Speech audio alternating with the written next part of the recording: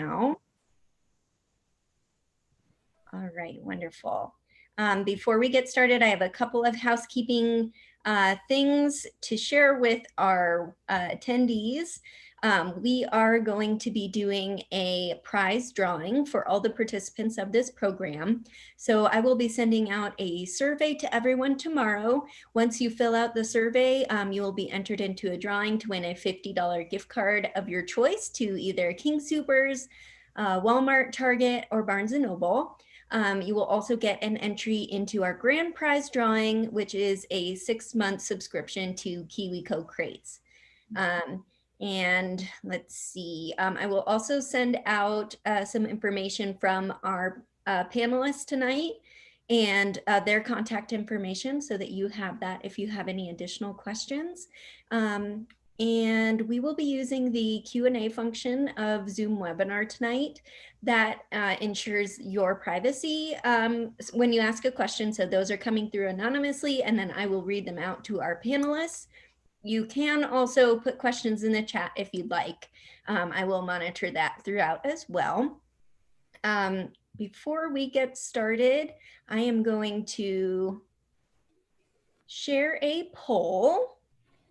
And if you could just tell us what the age of your child or children are, that will give us an idea of how to answer your questions tonight. I'll give everybody a minute to answer that quickly.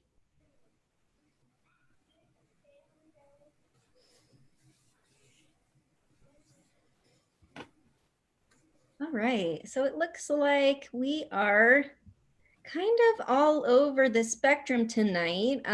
We have all the way from pregnant and expecting to over 6 years old, but it looks like the majority are somewhere in the middle between 1 and 3.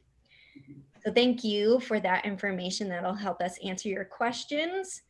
If you already have some things in mind, feel free to start submitting those questions to us. But I'm gonna go ahead and introduce our panelists for tonight. So first we have Kelly. She is the owner of Bundle Baby Shop. Am I saying that right? Yeah, Bundle Baby Shop. Bundle Baby Shop. Okay. Go ahead and introduce yourself, Kelly. Okay, hi, I'm Kelly. I'm the owner of Bundle Baby Shop and Diaper Service. So I just provide a service where we supply you all with clean cloth diapers. You use them throughout the week. You get the right amount, which could be 70 to 100 a week. We drop those off and we pick up the dirties that you use that week, and you don't have to deal with any of the mess. We also work with parents that want to wash. We have all the fancy different cloth diapers in our store and get you situated to wash them home if that's something you wanted to do. So yeah, and that's what I do.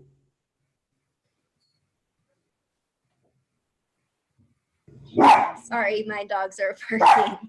Just 1 second. Allison, if you want to introduce yourself.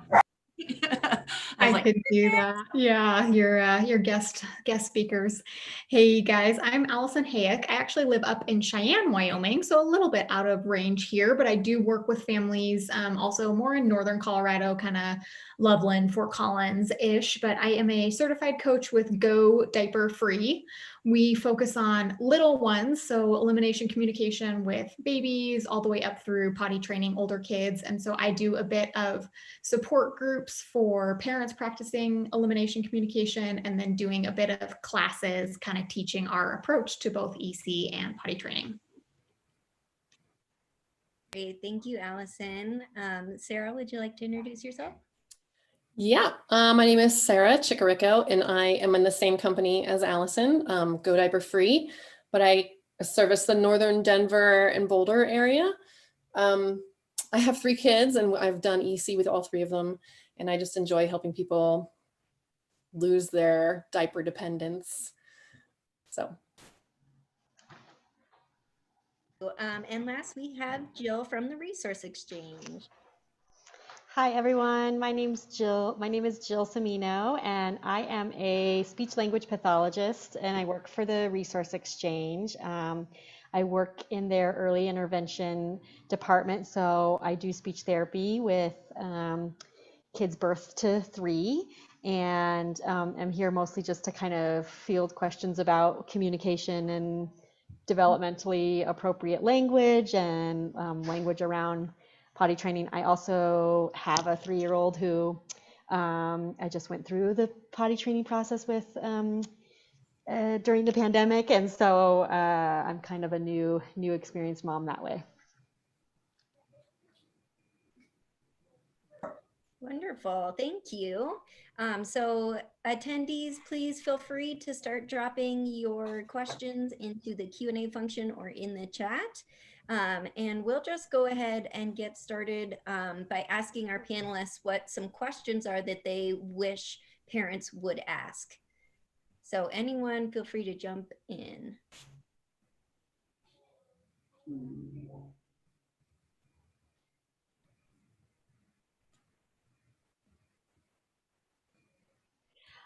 I mean, as Allison and Sarah were talking, I just had a question in my mind about what is elimination communication?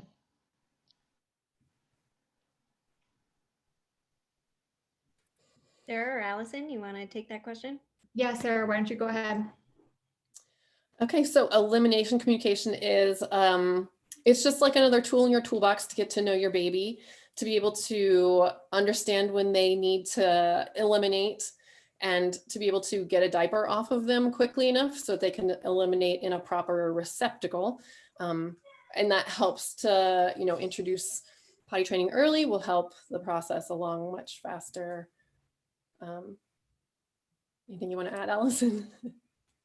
Yeah, I would just add that it's a way to kind of honor the instincts, like the mammal instincts that are present in human infants and young toddlers, children, to just like a puppy never wants to soil its own crate. It always wants to hold it and go somewhere else.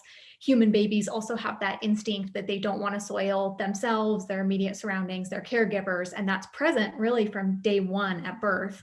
And so elimination communication, whether it started sometime in the period between 0 to 12 months, a little after that could still be considered elimination communication, but it's just a way to bring that awareness of elimination, but also just kind of honoring those instincts.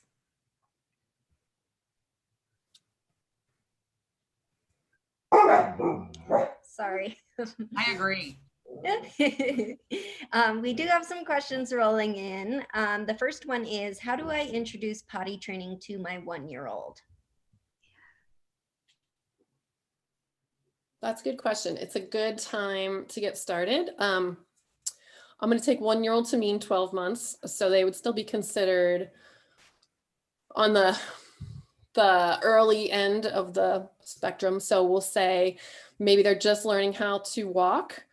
You'll want to maybe before bath time, say for half an hour before bath time, you could close yourself in a small room to keep them contained if they're trying to run away, to just have some time to feel what it's like to be without a diaper, to hopefully if you have hard floors or a bathroom floor, in case there is an accident, but you want to move them to the potty as soon as you see that they're starting to pee or poo, so that they start to understand that here's what we're going to be doing. We're going to be putting our poo and pee in a potty now, just to kind of introduce to a moving, mobile baby the way things should be going forward. I like to tell people that it's never really too early to start, and I know that that is your guys' philosophy, but I always had and recommended to people to have little potties next to the bath. And every night, you're undressing them and getting ready for bath. And it's something that you do. You sit down, you go and you do your thing and they can see you do it. And then they can, and then you put them in the bath and it's just part of that kind of thing. So then the potty's not scary. And it's something very familiar to them. So I like to recommend that, and that's just something you can start super, super early. And at 1, it's never too late, really, and your kids, I feel like they show you signs too, when they're ready. If they're holding their, if their diaper's drier longer, your kids kind of show you signs so that you don't feel like you're diving into potty training before they're ready. So, a little bit of my 2 cents there. Yeah, I love that. And I think this goes for both little ones as well as maybe up into once they're past the age of 1 or 2 years old, that really the best way for a parent to start is to take the diaper off. You have to be able to start learning their signals, their just being able to see when they're eliminating. So it's just bringing the awareness really to both of you. So maybe I see a couple other questions here about like, when's a good time to start elimination communication, or how do you recognize signs of them needing to go? And so we kind of break it up into like non-mobile babies. Maybe you take the diaper off for 30 minutes in the afternoon or in the morning. You put them on a cloth, that maybe an old towel, maybe a disposable pad, like a Chuck's pad kind of thing, just to be able to start seeing what they do right before they pee, or seeing maybe timings. Same thing with a mobile baby. Maybe you have an area in your house that has a solid surface floor. That certainly our goal is never to teach babies to pee on the floor. It is a way to start just kind of seeing a couple of those cues, maybe seeing if they give a fuss right before they pee, which is a pretty common one. If they start to crawl towards you or crawl towards the potty, if you have one in that space. And so just even starting with 30 minutes a day, I think I love the right before bath time, right before and right after bath time is such a natural one, just because like Kelly said, if they're already going to be undressed anyways, you're kind of taking some time to focus on them. I love that as a way to start really either age. So then kind of same up into the older kids too. So when you, in a way to even, I just feel like the babies, Jill, I would love to have your input on this, because I would teach my kids the sign language more, potty or whatever. And one of my, my employees, her little daughter was, isn't this potty or something like that. So, but it's like every time you're sitting them on the toilet, potty, and then that's something. So, we'll go camping and little Emma is like, oh, and so she so great, because that communication started really, really young and early. So, because they know, it's like they're so bright at such those young ages that, that they're letting you know that they're going. So. Yeah, I think, with regard to the questions about when do we start, or, when's a good time, with the language consideration for this is just really, kind of tuning into what you think your child's comprehension is. And like at 1 year old, children should be pretty much understanding everything, almost everything you're saying. They understand a lot more sometimes than we give them credit for. So, if you feel like they can understand basic commands or simple commands, if you say, go get your shoes, or where's mommy's keys, and they're looking at those things, then that's a pretty good indication that they've got typical language development. Now, for some kids that are delayed in their language development, or may have a delay, then some of these considerations might be altered a little bit, because we do want to make sure that they're understanding what the expectations are. But yeah, I love that, Kelly, like sign language is a good bridge. And so yeah, I think it's kind of hard to say like what a hard and fast age is to start, but really the earlier the better, kind of, I think. Great, thank you so much. I love that. I would just kind of jumping off of that and a little bit with a couple of the questions, we kind of think of elimination communication and potty training. What most people mean by potty training, we call full potty independence, when the kid can know beforehand, I need to go. He can communicate that to a caregiver, and he can move towards the potty. That's what we call potty independence. So on the very other end of the spectrum would be elimination communication, where maybe a 3-week-old baby is giving a big fuss. They just had a feed a little while ago. They've been kind of content. Then they give a big fuss that kind of seems to come out of nowhere.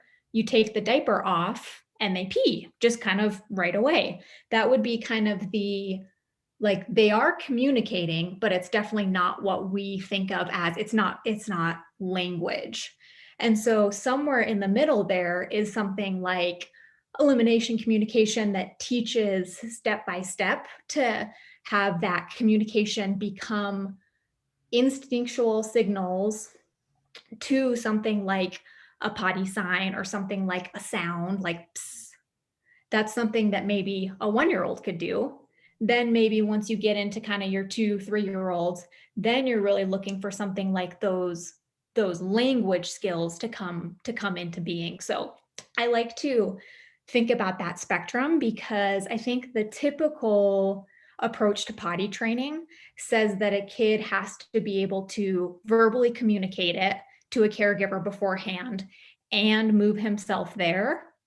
And we just say that there's a lot of space in between that where, yeah, it's going to be a little more intensive on the caregiver, but the caregiver can respond to those cues, help the baby move there, and it's still all part of just bringing awareness. So I hope that's just kind of a helpful frame, that just because your kid can't communicate it, get himself there, and do the whole thing by himself, that doesn't necessarily mean that you have to wait until those things are possible. And I just think that's sometimes a big realization for parents, that they just don't know it's possible to start the process earlier, even though it certainly will not be 0 to 100% right away. Great, thanks. The next question is, when is the ideal time to start elimination communication? My 2-year-old was doing great with potty training, and then I had another baby. He completely regressed. Now what can I do?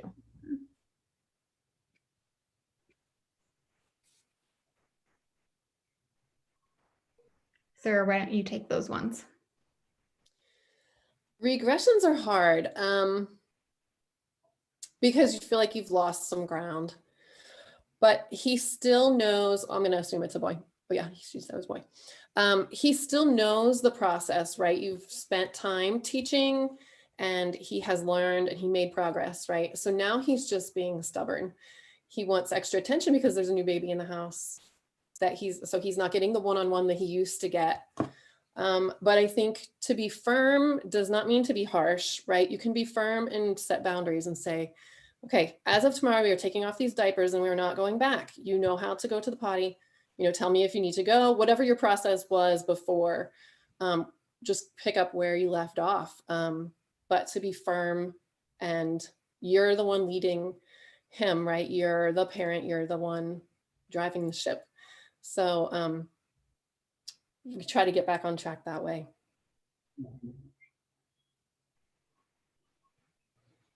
And then the first part of the question too, maybe in reference to the baby, of when's the ideal time to start EC. I mean, from the baby's perspective, the ideal time to start is from birth, is day 1. They will be giving those signals of trying to go outside of anything that's directly on their body. That's not always feasible with postpartum recovery, with parent responsibilities. And so really then, short of day 1, the best time or the ideal time to start is when you as the parent have the bandwidth for it, when you can take a little bit of time just to observe, when you can, especially with an older baby, or even same goes for potty training, the best time to start potty training is when you as a parent can be calm about some accidents, some pees on the floor, when you're in a good space to focus on it. When you be consistent, right? Yeah, and be consistent. Just be calm, take all accidents. This kind of goes to somebody else's question too, of we as parents, in our culture, the way that we treat pottying, we have to be prepared for the accidents. So it's our responsibility to try to, as much as possible, like make them in a good spot when we're really focusing on it, be in a spot where when they have an accident, you can be as calm as possible about it. Do you guys feel, I know I feel this way, but with EC, but I just feel like there's really not a bad time to start, even with using cloth diapers. I just know the later you go, and I mean, like if the baby is, or if your kid is a 1.5 to 2 years, we just know how opinionated toddlers can be. And, you know, I have heard stories where the mom is trying to transition to cloth and the kid's just not having any part of it and will like walk to the, you know, the diaper station and just grabbing the disposable and like, what this, you know, I want this and not the cloth diapers.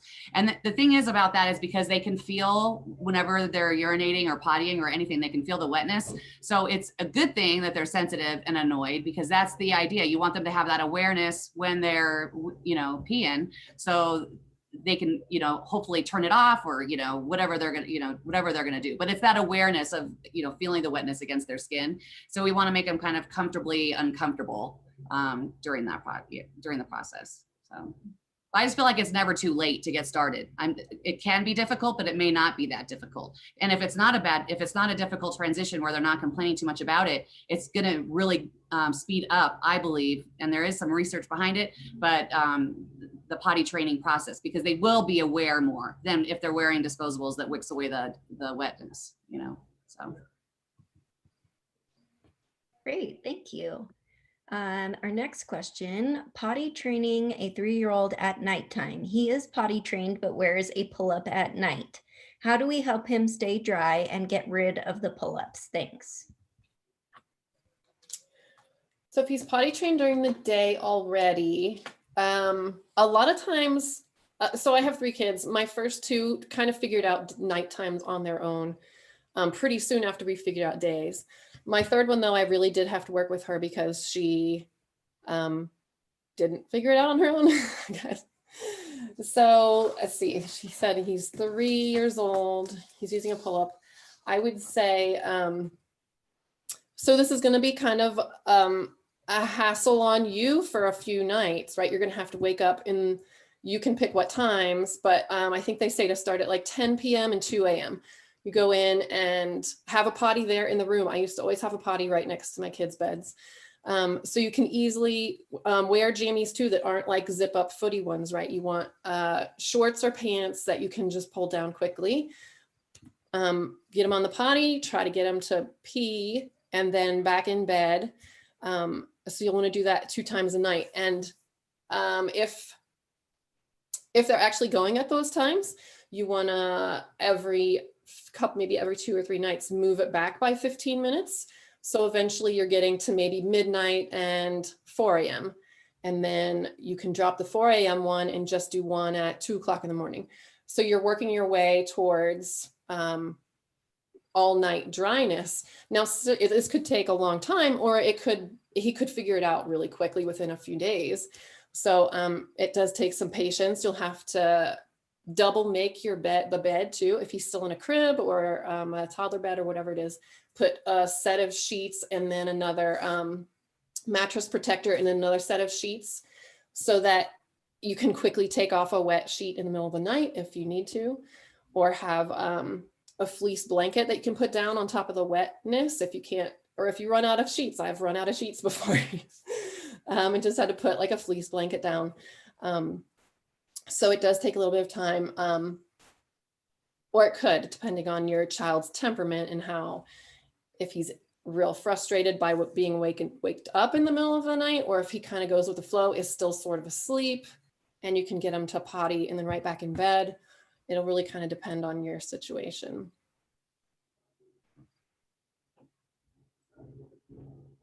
There was a question on the chat too. Where would an infant go to the bathroom while using EC? So I have a little potty that we use and we sell on the website. About this. This is called a top hat potty because it looks like a top hat. There's this band on it. It comes with these accessories. So this band on it is because it's just like a big rubber band, so you can hold it between your legs and it won't slip out while you have a little baby. And then this just goes on the top and it's for comfort. So this material, it's biodegradable. I don't remember what it's made of exactly, but it's not plastic. But it would be chilly on a baby's skin. So they have this, it's kind of like a belt thing. I forget what she calls it. This guard on top to keep the cold thing from touching baby. Yeah. Mm-hmm. So the website is Go Diaper Free. Actually, it might be something else for all her, except the woman who runs it has a separate website for all the stuff that she sells. So I think this was $20. And I used it with my third baby. And so I have a little doll here too to demonstrate. You could hold the baby towards you like this and have them on top of it, and they could go like that. I also used it while nursing, so you can just turn them the other way and have them nursing or bottle feeding or whatever, and take the diaper off and have them on there, because my youngest would nurse and poop at the same time when she was little. So they say this is good up to 12 months. I started EC with my third baby when she was 7 weeks. And by the time she was about 6 months, she became too heavy for me to hold on this. So that's when I switched to this one. This is from IKEA. It's $7, I think. I keep one in my car still. My youngest is almost 4. And it's easy to clean. It's easy to travel with. We take it everywhere. So kids, I would say my son was probably 4 months old, 4 or 5 months old when we would put him on here. And as long as you're standing there next to them so that they don't tip over, this works too for little babies. Awesome. That's great. Does anyone else have anything to add to those questions? The only other thing I was going to say about night training, because I just trained my daughter at night. She had been trained during the day for almost over a year. I probably waited a little bit too long to do nighttime, but I just wasn't willing to like do what you just described. It was just like, Something about sleep that is really yeah. And so, but something that for the first couple of days, we kind of were mindful about liquid intake at the end of the day. Like, you know, like when she got up from her nap, not like letting her have a drink, but really like not letting her have like a whole Gatorade or a whole, you know, kind of monitoring her liquid intake so she could be successful for a few nights. So that's another sort of tip. Yeah, that's a good point. We tried to, like, after dinner, I would say, well, depending on what time you eat dinner, for 2 hours before bedtime, I would limit to just like a Dixie cup full of water, maybe. Not a whole sippy cup for sure. Yeah. Wonderful. Thank you. Okay, another question. How do you recognize signs of needing to eliminate? And I know there's another question about examples of elimination communication. So I think we can probably answer those at the same time. And also, what if they refuse to sit on the potty?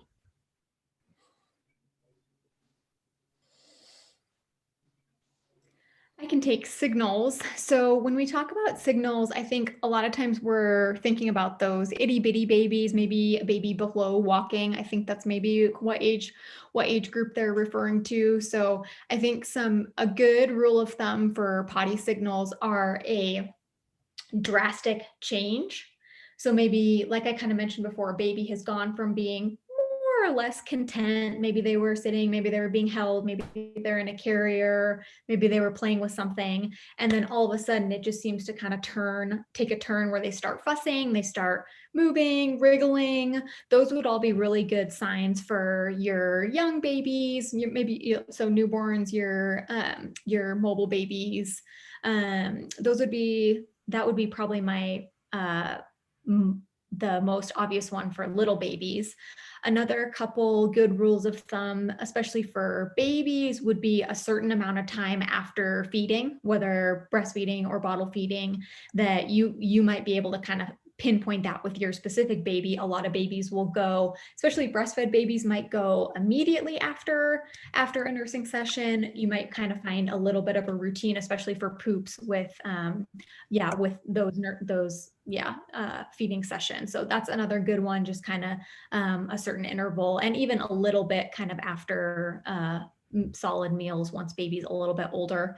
Some other classic ones maybe for older kids might be kind of looking down a little bit once they've kind of made that connection a bit, kind of grabbing at their crotch area, maybe doing a little kind of shimmy or one of those shakes. That can be a good, like, either I just peed a little bit or I kind of know that I have to go. That definitely starts early with around that walking time, I think. And then another good one that we talk a lot about in kind of the Go Diaper Free community, but that I think doesn't get talked about a lot in our culture, is parent intuition. So when you get that strike of, I think the baby needs to pee, or like, no, he can't have to go. He just went 20 minutes ago and then he pees 2 minutes later. So I think, especially in that elimination communication, when you're focusing on that relationship with you and baby, that parent or caregiver intuition can be a really strong one too.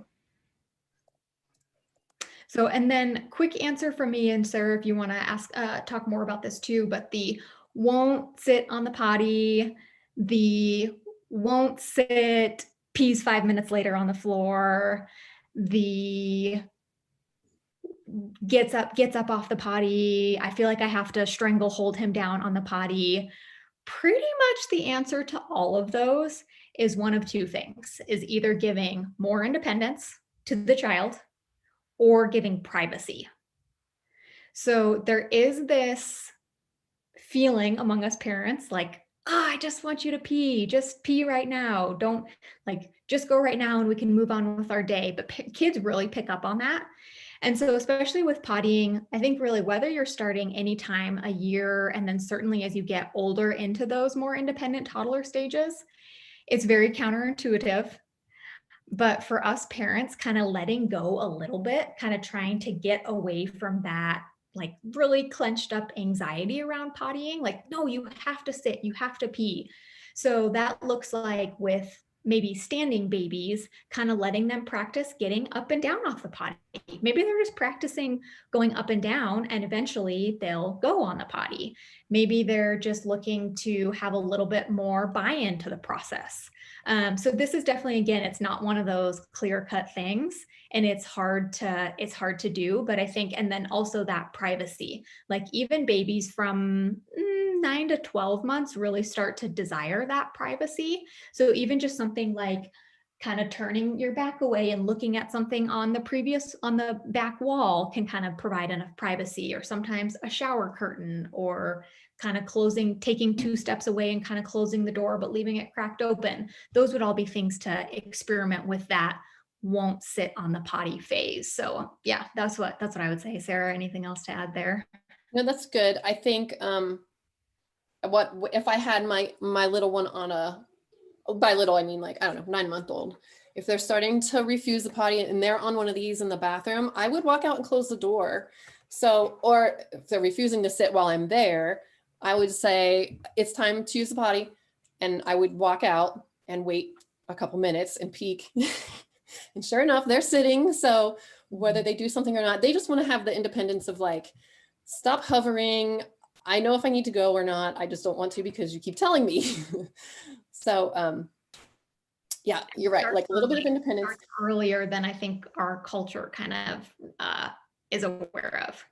And teaching some steps too. So if they want more independence or more control, like teaching them to put their thumbs in the sides of their underwear and push down, and not saying pull down your pants because that is very confusing.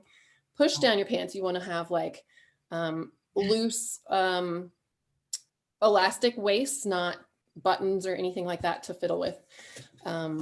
Onesies, when you jump into elimination communication or like potty training, really at any age, you have to ditch the button onesies. Mm-hmm.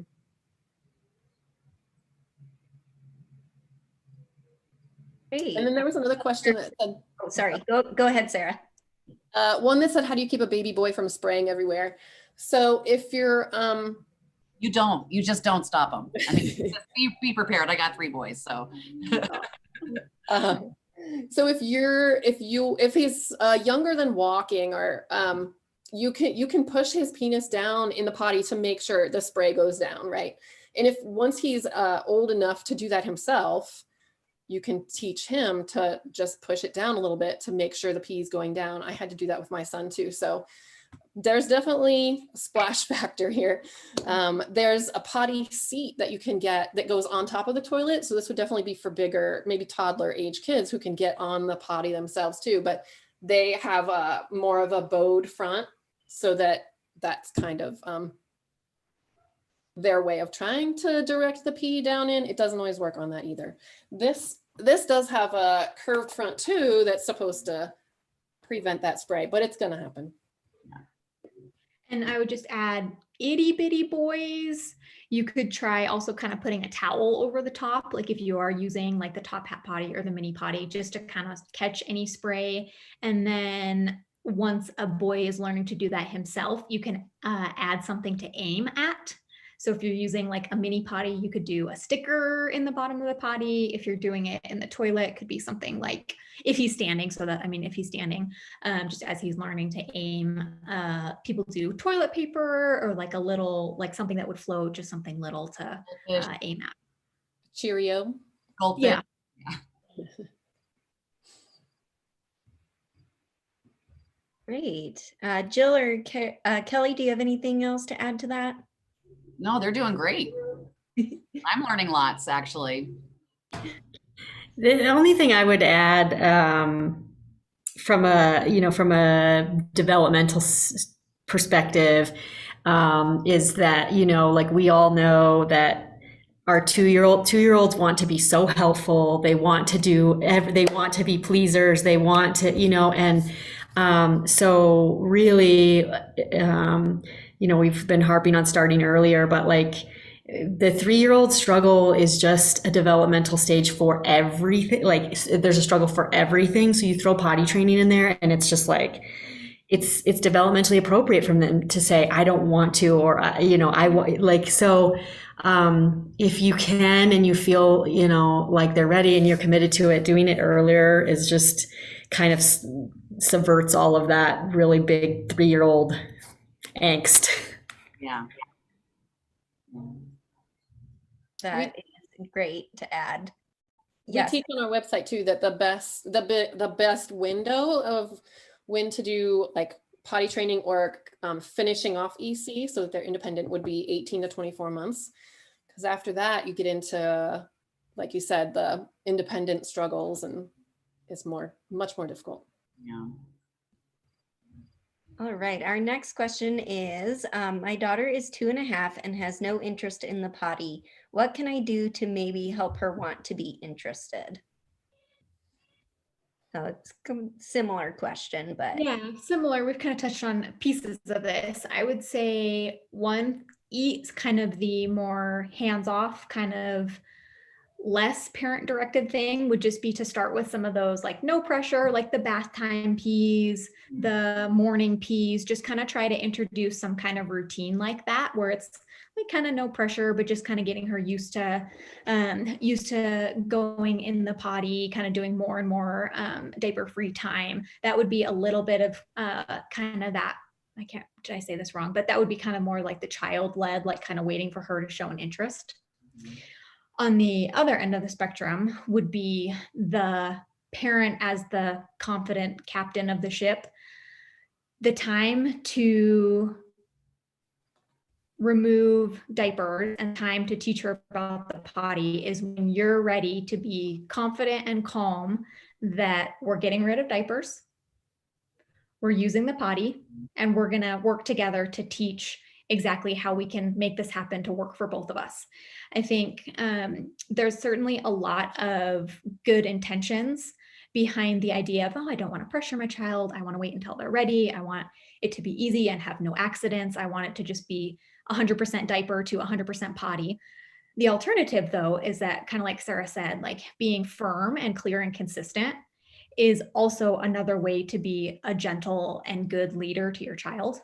So not flip-flopping, going back and forth, not bribing, not shaming, not punishing, none of that spectrum of things, but just saying, hey, like you are a full human being, you're a member of this family, you're a member of our culture, and this is what we do in our culture, and I'm going to help you make this change to just go from here. So kind of the tough love answer is you have to get rid of the diapers, you're going to have some pee on the floor, but she's going to figure it out pretty fast. Great, thank you. We are getting down to about 20 minutes left and we still have lots of questions.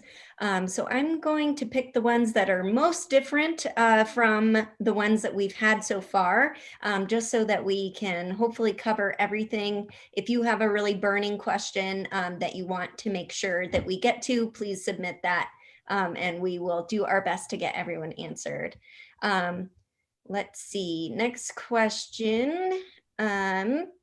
With multiple kids, I don't have that much time to devote to potty training. I sit him on the toilet, but he won't stay. How long is appropriate for him to practice?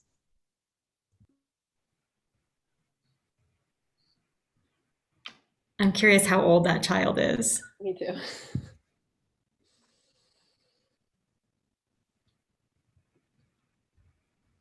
Sarah, why don't you take that one with having experience with multiple kids? You know, my older kids help too. So, so since we don't know the age, we'll guess right now. Say was it a boy? I forget. A boy about 18. We'll say 24 months. Because he's not showing any interest. Maybe we can have an older sibling help us. So we're going to say, okay, baby Tyler, it's time. We're getting rid of these diapers and this is going to be the new way of life. So let's go in the bathroom and we're going to show you how to push down your loosely fitted pants or underwear. We're going to show you how the big kids do this too in our family. So we just need to set firm boundaries. We're not going to punish him for having accidents, but we are going to make him help clean up pee that's on the floor if it's on a hard floor, and that's easy to do. So that there is a natural consequence to him not using the toilet. And we don't want it to be fun either, right? Like, so it's not like, we're not making it horrible, but we want to make sure he knows that there's a consequence to peeing on the floor. What else, Allison? Well, if you were trying to get him, sorry, I know you said Allison, but if you're trying to get him to stay on the toilet, I mean, I think if you can kind of make some kind of interaction with the other kids and you, maybe a book, maybe you could say, let's just get through, because there's all those great, cute little potty books, and maybe just try to make it fun or whatever with a book and say, let's get through that. And then once you're done with the book, I don't know how long they are, I don't remember, sorry, but I just think that's an option. In a way, say, okay, well, we're going to sing this song, and when we're done singing the song, then we can get up from the toilet, you know, and then maybe get it longer and longer as the time goes on. But just suggestions. Yeah. I actually have a little kids potty book that they sell on our website. It's in the bathroom. I can grab it, but it's real short. It's a board book, and it's a young child, and he takes his teddy bear with him.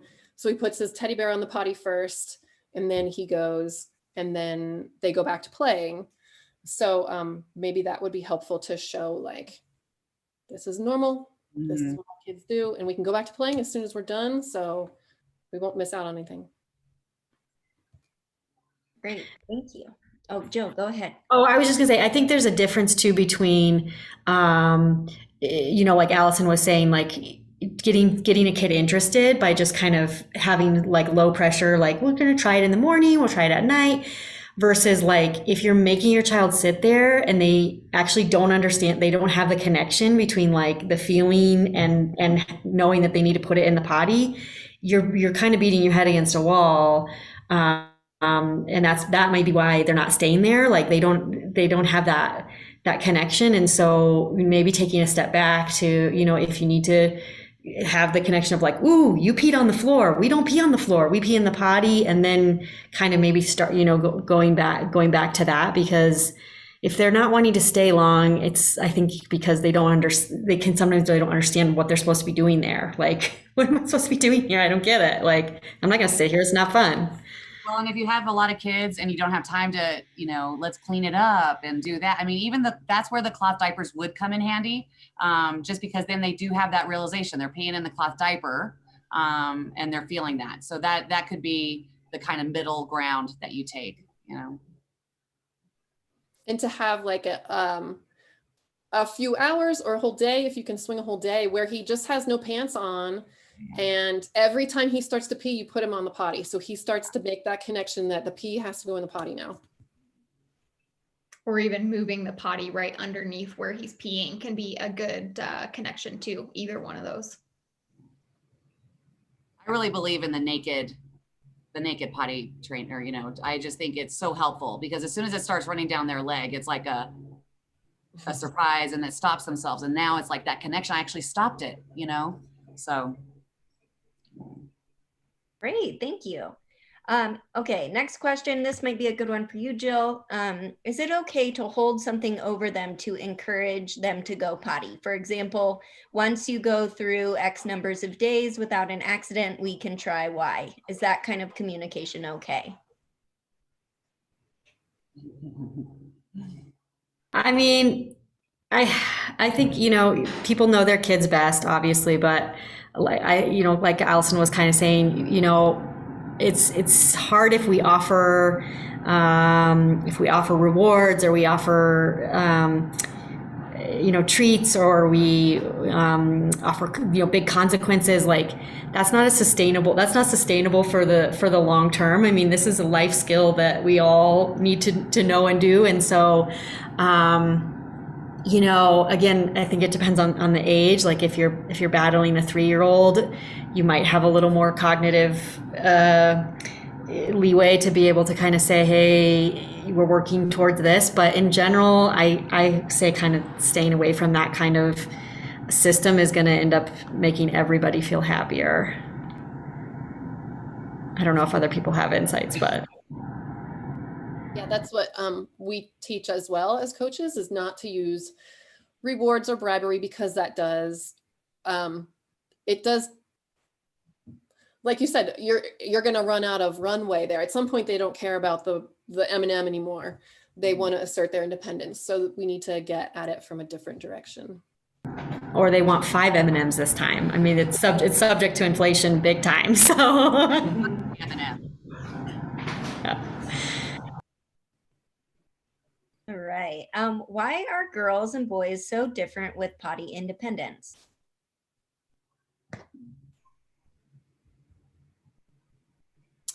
I don't know that they are really. I mean, I think it's more about the child's personality or temperament. I mean, I've got 3 kids, 2 girls and a boy, and they were all done and out of diapers by 20 months.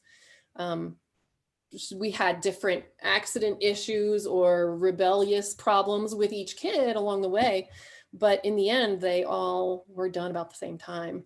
So I know that today's culture likes to say that it takes boys longer to potty train, but that I don't think that's true. I think it depends on their personality and temperament more than their sex. I agree. I will weigh in from a speech and language perspective, which is that boys tend to there's a higher percentage of boys that have speech and language delay. And so maybe that there may be some communication or language understanding that impacts it. But I think I agree with what you guys are saying, that we kind of have this notion that, oh, boys are just later, and you know, or they're so rambunctious, they just can't attend to it. And you know, I do want to harp on, like, if you feel like your child has a language delay or is struggling with understanding, potty training is going to be difficult, and reach out to your physician, reach out to the resource exchange for some assistance with that. But that's maybe a small percentage of why it may be difficult. But I think I agree overall with what you guys are saying. Great, thank you. My son has been going pee and now poop in the toilet, and we praise him a lot every time. How long should that continue? He looks for it and loves it, but of course it can't go on forever.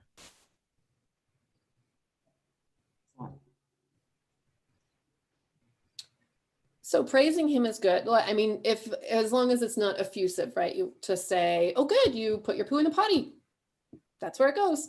And then move on, right? We don't need to be like, I don't know, throwing a party about it every time. So as long as he still needs your assistance, and he's still in the learning phase, I would say continue to praise, but keep it short and sweet and move on.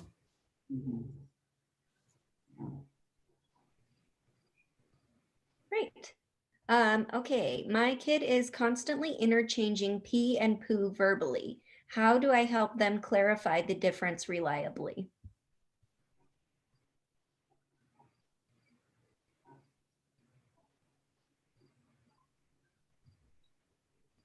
So I've never run into this one before. That's a new one for me. I would say, though, I had one idea. This is going to sound gross, but if you have Play-Doh at home, doesn't have to be brown, but any color, right? But you can, we're going to describe what is happening when you poop. So he can associate what he sees you doing with what he feels, right? I don't know. Did it say how old this child is? Okay, so just take a regular sized canister of Play-Doh and squeeze it in your hand so that it comes out the bottom. I know this sounds really gross, but they're gonna be able to understand that this is the visual of what's happening with when you're feeling the poo. So we're gonna say this is what a poo is, and the pee is different. So maybe just pouring water to show what's happening when you're peeing, or if just taking off a diaper too. I would imagine that would help, right? If he can see himself peeing and you can associate the word pee with what is happening, that should help clear that up.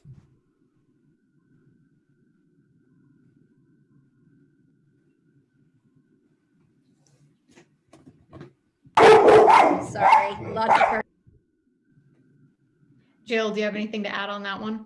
Yeah, I mean, it could be a language thing. It could just be, just a lack of understanding. And so I think, yeah, like some concept development, maybe even showing some books, like we've talked about, there's Everybody Poops book, and you can kind of look at different poops. And if you want to, be a little bit more descriptive, you could say, poop comes out of our bottoms, pee comes out of our vagina or penis, like to just help them kind of discriminate a little bit. But yeah, I think that's the only perspective I have.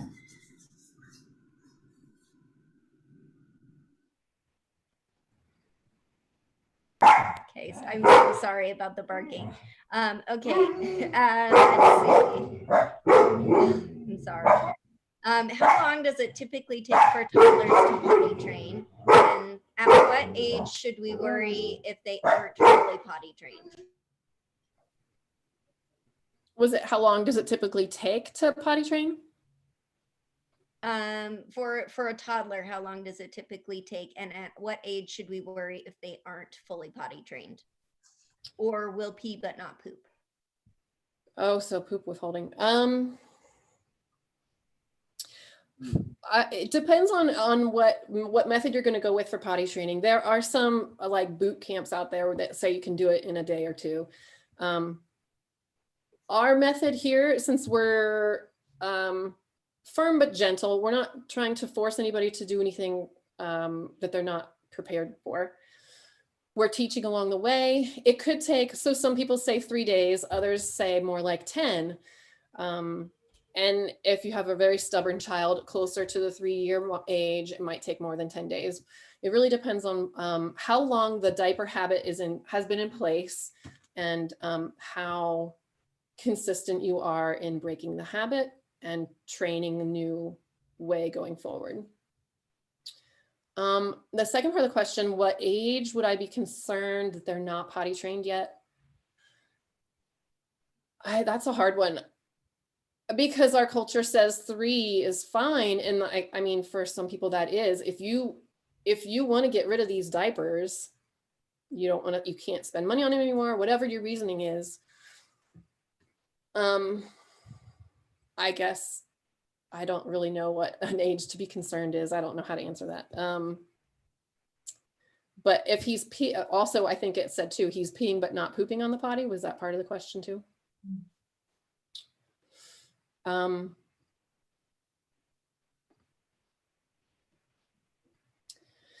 feel like this is just a stubbornness thing, and you just have to lay down the law. This is what we're doing now, and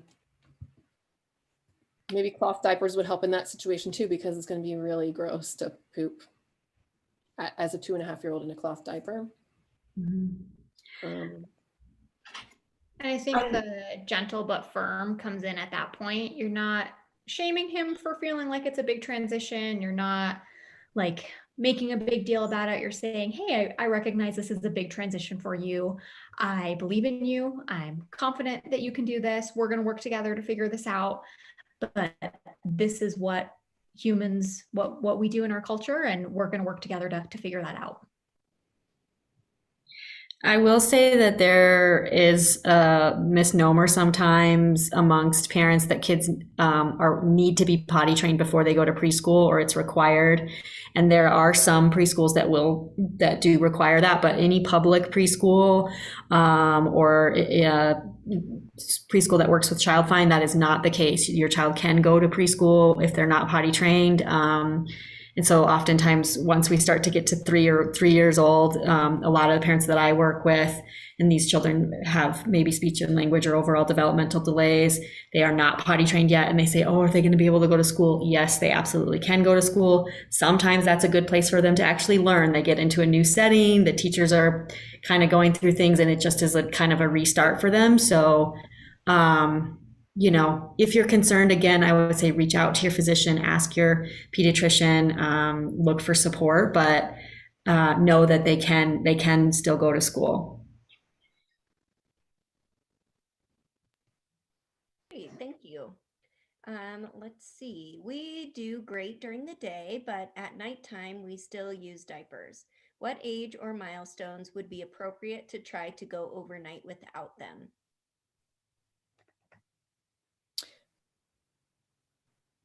If this is a child who's, she said, day trained already, now is a good time to get started for night training. Like I explained earlier, I don't know how old this child is, but you want to dress them in a 2-piece pajama situation or a nightgown if it's a girl, so that you don't have zippers and things in the middle of the night. Buttons and zippers are not fun.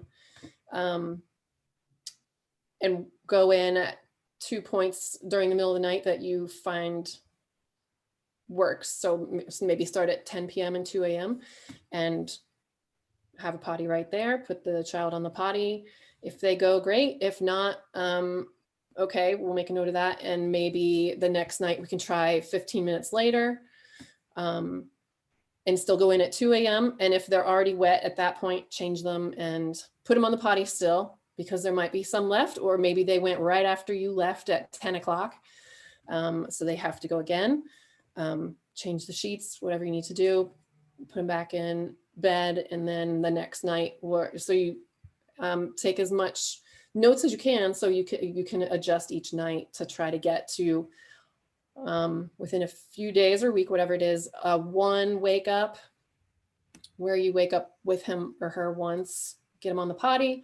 Hopefully they go back in bed, and then, you know, so eventually you're working up so that you don't have to wake them up at night, but then they wake up dry. So it could take a long time for this to click, or it might happen pretty quickly. If they're already daytime dry, I would imagine it will happen pretty quickly within a week. I would think. My daughter had some issues with nighttime too. So it was winter, and I actually put her in a one-piece zip up, a fleece one, so that she would feel wet all over, because I was kind of to the point where we've done this for a while and this has got to stop.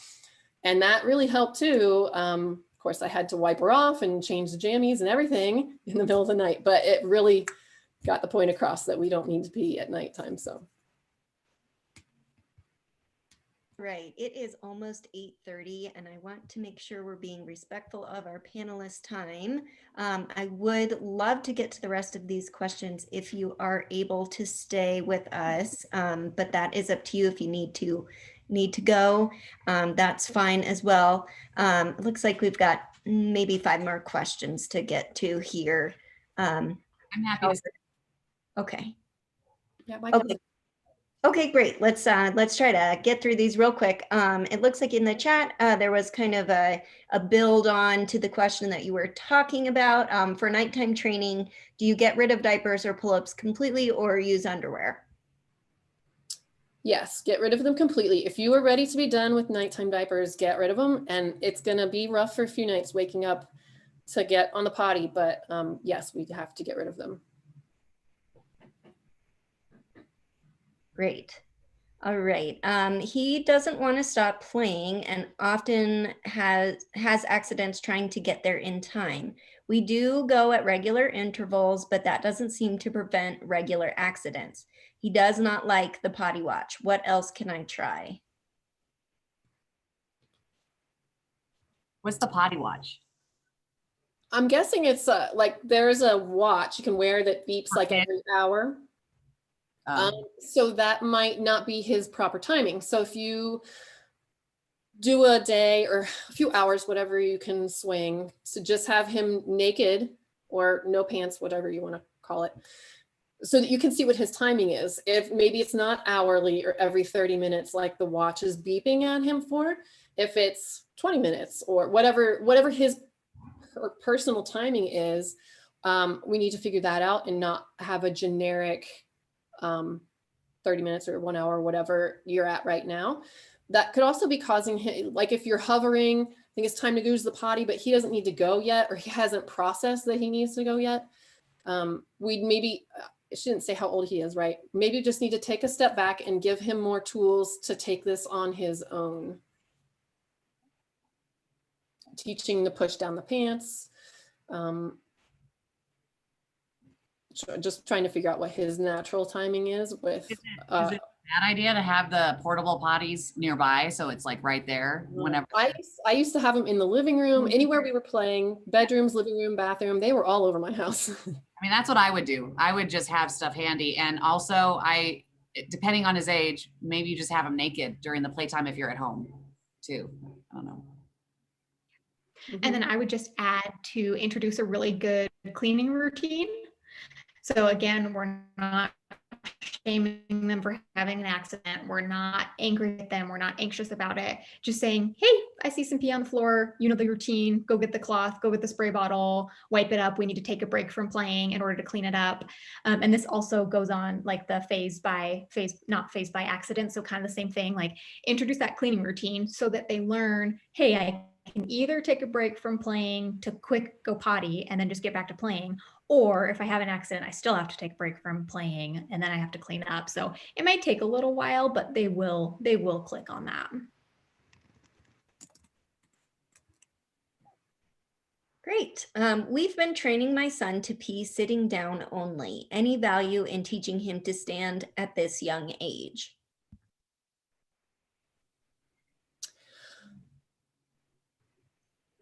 I don't remember exactly what age my son started standing, but it was definitely not like young, because he couldn't reach the toilet. And if you're standing in front of one of the little potties, it's just going to fly out everywhere. So yeah, he sat for a long time. He's almost 7 now. So I would guess maybe 4 until he could actually reach, maybe on a step stool. We had a little step stool too, if he wanted that, but to be able to reach successfully the toilet, standing at that age. And I would just add that if it's working to sit down, great, go with it. If you're having a lot of resistance to sitting down, then maybe figuring out a way to kind of introduce a little bit of standing for a period of time, that could be fine with a little guy. Maybe in a bathtub or in a shower, if you're comfortable with it, maybe putting a cloth diaper, like a flat cloth diaper down body to kind of it. Again, I'm figuring out all this. So that's the only thing I would add. Great. How do you start to build from 30 minutes diaper free? And also there was an additional question about just common obstacles during this process.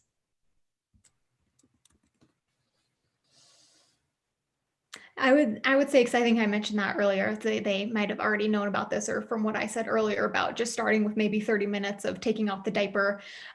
Couple thoughts. So either you just stretch out that period of time. So maybe you had 30 minutes of time in the morning and now you can stretch it to an hour and a half when you can be calm and present.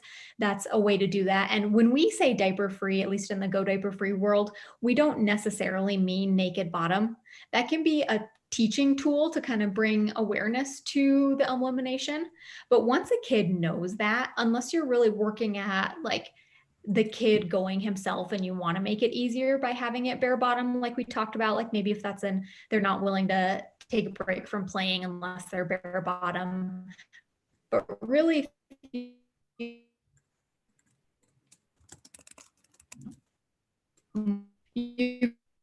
could and brand Tiny Undies, she has some good cloth training pants, or something like undies or shorts on their own or pants on their own. Those give a little bit of like, to the kid, I don't want to pee in this, but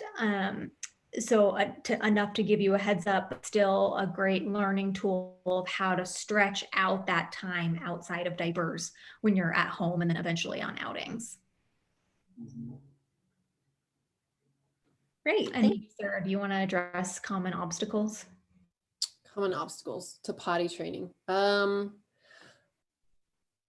Depending on the age of the child, of course. You could have resistance, which we talked about before, like the child doesn't want to sit or won't sit long enough to go. That would be when you have an older sibling, if there is one, or bring a book with you, maybe to just read a book or sing a song.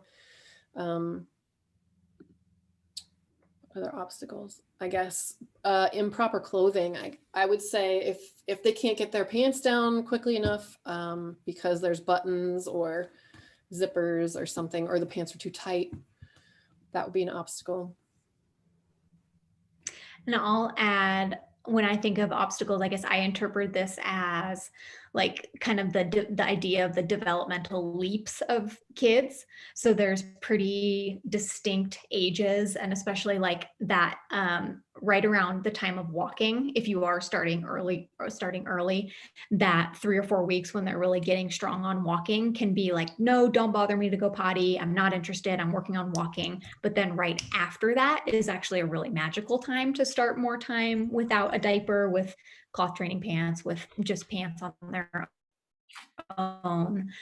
So sometimes there are those kind of obstacles from the kid when they're just so focused on, sometimes it's working on social skills or working on communication, that they just kind of take a little bit of a break from being so focused on the potty. So sometimes just kind of backing off on that a little bit, not forcing it, can kind of help you weather that obstacle, but help you keep at it.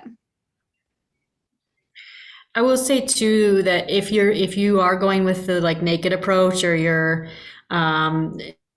trying that, and then obviously they can't stay naked forever, so you transition back to putting underwear and pants on them, sometimes that will be a common time where accidents will happen again, just because their like motor sensory patterns are so ingrained of like, oh, I have something tight on me, that means I can go. And so sometimes parents will give up, like, oh, we put shorts back on him and he had accidents. And it's like, well, don't quit, like just work through that, because it's just a sensory kind of ingrained motor pattern, because they've had, like you guys are saying, if they've worn diapers for 2 years, their body's used to that. There is something to that too. If you have thick, what am I thinking of? Training pants, they can sometimes feel like a diaper, and they'll go in that thinking that it's a diaper. So I've used Gerber brand from Walmart. They make a small-ish one. So I think that they start at 18 months, and you have to kind of shop around different Walmarts to find them. But I really like those. But so then Andrea Olson's website has even smaller ones for little kids. Yeah. Ellie, do you want to talk about what you were just holding up? Oh, she was talking about the Gerber underwear. Yeah. And it's one layer on the sides, and a little bit more padded in the middle. So when they pee, it's going to catch a lot of it, but it's still going to be sopping wet and then potentially even running down their legs. But if you add even like a diaper, like a cloth diaper cover over it, something that will, like the rubber pants or the plastic pants that we kind of imagined like back in the day, those work to kind of help the real wet ones. Yeah. Great. I think that rolls right into our next question here. Kelly, can you show us an example of a cloth diaper and how it works? And how do cloth diapers handle large blowouts? Blowouts, I know. We're all about containing the poop. That's what we're doing. But one thing I just want to say this, there's so many, ways to potty train, so many different ideas and theories and philosophies, but just don't beat yourself up as parents. Do what you can do. If no matter what, they're gonna potty train down the road. They really will, and I've been doing this for 15 years, being in the diaper industry and with the service, and they do potty train because they go away, So, I guess the thing I would hope that you guys would want to take home is just be consistent. But whatever you do, it's a village, and we're just surviving, and just take care of yourselves too, because they will potty train ultimately. Just take something and whatever works with you, just do it, and don't worry about what is working for someone else's kid, or that it happened for them faster. Well, it's just going to happen for you a little longer, maybe. It's not the end of the world. And it's just not about all or nothing. So you can opt to do some of the EC and then interchange with, the cloth diapers. So I'm just going to show you, I'll get to it. Sorry. I just wanted to say just, we need to take care of ourselves, love yourself, and just know you're getting through this, and you're doing a great job. Just, from me to you. All right. So this is a pre-fold diaper. It's kind of like what we remembered back in the day, what our parents used, but what our parents, or my parents and grandparents, like big sheets, and they would fold them down to the size of the babies. Okay. But now they're called pre-fold diapers. So it's all already pre-folded for the different size babies. So this is what it kind of looks like on. And we have these new little gadgets that are called snappy fasteners. And it kind of has like an ace hook kind of thing on the end. See if you can see that. And it hooks on really nice. So it's what we like to use instead of pins now. So there's no pinning, and it keeps the diaper on good, and it helps contain the poop. So then it's not getting on those covers. So this is what keeps everything dry. So you just sorry, I moved everything since there wasn't a lot of, but anyway, you just put the waterproof cover on. It's super easy. It's Velcro. And what I have found with my customers is that they actually prefer using the cloth when they go out and about, because they're finding that the disposables, a lot of times with if you're having a big poop, it's going to blow out no matter what. And at least with the cloth diapers, if it blows out of the cloth part, at least the cover on the outside is going to contain the, not get on the clothes and stuff like that. So, but there's all kinds of tricks and ways to do it. And I can get into it, but there's also like the fancy diapers that are out there now. And I love these. They're so cute. These are like the newborn size, but this is an all-in-one diaper. And so there's no pins, there's lots of layers, and you don't have to do anything except for just snapping it on the baby, just like a disposable, really, except for the snaps. So some people like to do that, but what I have heard a lot is that these are great for absorbency, and it helps to keep it trim with clothing and stuff, but it's going to blow out just kind of like a disposable. So the people will find that they blow out more with these fancy ones, more than even with the pre-fold diapers. So I'm a big fan of the pre-fold diapers, because when I was a young parent, my kids are now, I have an 18-year-old and twin 16-year-olds. Mm-hmm. And I was all about the budget. So with pre-folds, you're going to get way more bang for your buck. Basically, say a dozen of these small diapers are maybe $25 for a dozen. And this one is pretty much going to be $25. So one diaper versus 12 changes. So it's nice to just maybe do some pre-folds and then some of the fancy ones for grandparents or caregivers or something like that. I love that. Can I jump in on that? Please. So one thing on the combination of elimination communication with a small baby and then cloth diapers, mm-hmm. If you did nothing else other than learning to catch poops using elimination communication, you would save yourself so much hassle, so much mess, so much stress, so much frustration. And I would say really, even starting with a baby anytime before 6 months, I would say, even starting like first 2-3 months is pretty magical, but even 4, 5, 6 months, a baby that age will really catch on fast about pooping outside of the diaper. Even if you never tried to catch a single pee, just go all of those in the cloth diaper, all of those in the disposable. The baby will catch on really fast that you offer it to go poop in the morning or maybe after a meal, and it will learn to actually consolidate and hold those poops, go in that receptacle over that top hat potty like we talked about, on a toilet seat reducer when they're kind of sitting on their own. That's actually a really magical way to just approach this awareness of toileting. And it's really, I know it's hard to believe, but you'd really be surprised how quickly a baby that age will catch on. They just need the opportunity. So that's my plug for if you aim to catch maybe a wake up pee or poop and then did cloth diapers. Otherwise, it's like a magical combination. I love how you say aim and catch. Like, you know, it's all it's all so funny. And then you never realize how much you're going to talk about poop until you're pregnant and are having babies. Like, I know. But Everyone, I have to jump off. I'm so sorry, but this has been so great. Thank you so much, everyone, and I've learned a ton. So thank you. Thanks for being here, Jill. Appreciate it. I'm going to share your contact information with all of the attendees. Bye, Jill. I also just want to suggest if anybody wants to look up Bundle Baby, and I do demos, one-on-one demos, where I can get more into, you know, the different folds and how easy it is, because the EC is so fascinating. I could just sit here and not even be a panel and listen to all this. So if there's anybody that is a little bit interested in the cloth, I'm happy to spend one-on-one time and go over, you know, some tricks and tips and go over some of the myths. It's not as hard as we think it's going to be. And we have lots of ways to make things simple.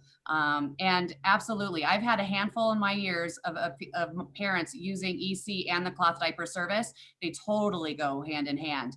And, you know, I believe cloth diapers and disposable diapers are just for people that have different lifestyles that can't necessarily do some of what you're talking about as far as the timing and all that. So at least if you're not that consistent, let's say, and you want to do it part-time, is that something that is that too confusing, or can you still do it and get the point across? Yeah, you can totally still do it part-time. I did with my kids. I didn't want to, I mean, we did cloth diapers. I have them here. I had the all-in-ones and the pre-folds and all the whole deal.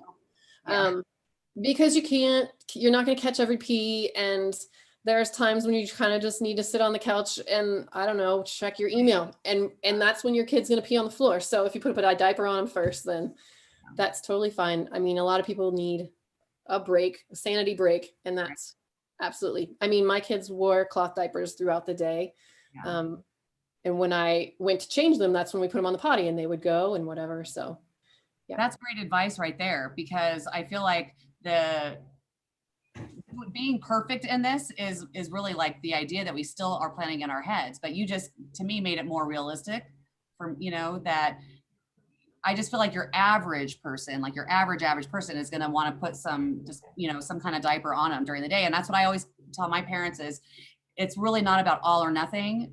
Every little bit helps, no matter what you're doing it for. If you want them to potty train quicker, if you want to save money, but every little bit is going to be helpful to get them out of those diapers faster, you know? So yeah. And whatever helps you sleep the most too, and your baby. So like with my first, I did cloth diapers at night for some period of time, but at some point it was not sustainable anymore. She would wake up a couple times and I would have to change it. So I switched to disposables, and that's completely fine, right? Like there's no judgment. Whatever you need to use to keep yourself and your baby asleep at night is what you got to do. I mean, I have the big washers at my shop, and I was throwing disposables on them on occasion, because sometimes you're just losing your mind, and it doesn't matter how easy it is for you right there. You just need that little mental break, whatever it takes. So. All right, before we hop off, there's just 2 questions left. So these will be our last ones for the night. One is, how would you address fears of pooping on the big potty? And also maybe answer this one real quick. Kelly, do you find that cloth diapering helps with diaper rash?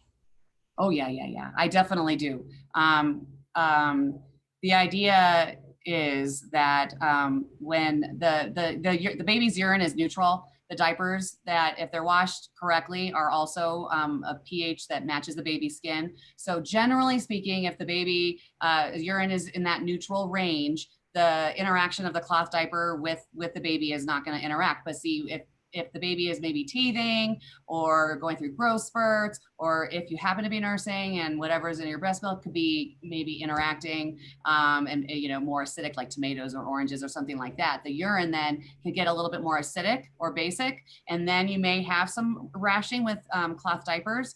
But I have so many people that are like, the doctor suggested to transition to cloth and have had great success with diaper rash. So it really, really does help. That's not a myth. But the key is, especially if you're washing at home, that you do have, you're using the right detergent and stuff like that to make sure that there's no residue left, because that could definitely irritate the skin and stuff. But cloth diapers are great for rashing. Plus you tend to, I hate to always say this, but you tend to do change the diapers a little bit more often with cloth, and that also helps with it. I mean, because I'm not gonna lie. I mean, there are times, the babies are in the disposables and I'm like, oh yeah, they can last another hour. That's fine, So, but with cloth, you can't always get away with that. So.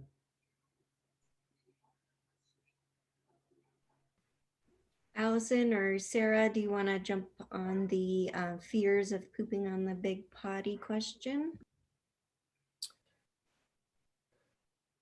Fears of pooping on the big potty. I'm guessing then that's an older child. I think that's a tough one. So I would say, again, with the Play-Doh thing, because I would need a lot more information here, but to give a really good answer. So like the age of the child makes a difference, and whether they are just starting potty training or they've been through this on the little potty. Okay, so the child is 3. Are they just starting potty training, or have they been using a little potty for a long time and now are you jumping up to the big toilet? Let's see. Poops on the little potty, but not consistently. Okay. I would stick with the little potty for as long. My child's almost 4 and she still only uses the little potty.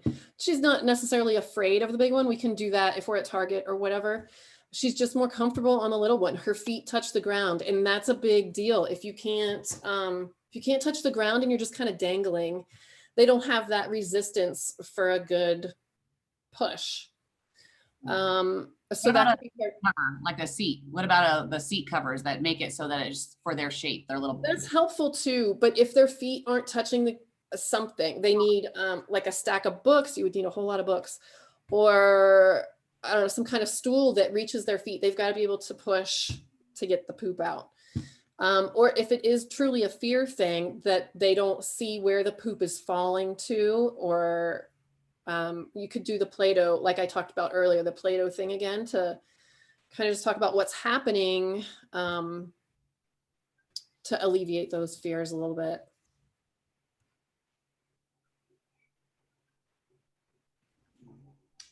Great. Well, thank you so much. If there is anything else that you would like to share with our attendees, you can do that now, or send me some things and I will share those with everyone tomorrow when I email out the survey. Remember to take your survey so that you can be entered into the drawing for the gift card, and also the grand prize drawing of our 6-month subscription to KiwiCo. This week is our final week in this series. There is a prenatal series starting up next month, so keep an eye out for that. I know there are also a lot of in-person, outdoor and indoor story times happening in August, so take a look at our calendar for more information about that. Panelists, do you have anything else you want to add? I just think you guys got this. Take care of yourselves, and you're gonna do great. Just take care of yourselves. That's the big one. Yeah, just thank you, parents, for putting in the time and effort and energy caring for your little ones. You are doing a great job. All right, wonderful. Thank you so much. Oh, Sarah, did you want to add anything? Just thank you for having us on, and if we can be of help to anyone else, like, you know, they can email us or whatever for more one-on-one help. All right, wonderful. Thank you. Thank you.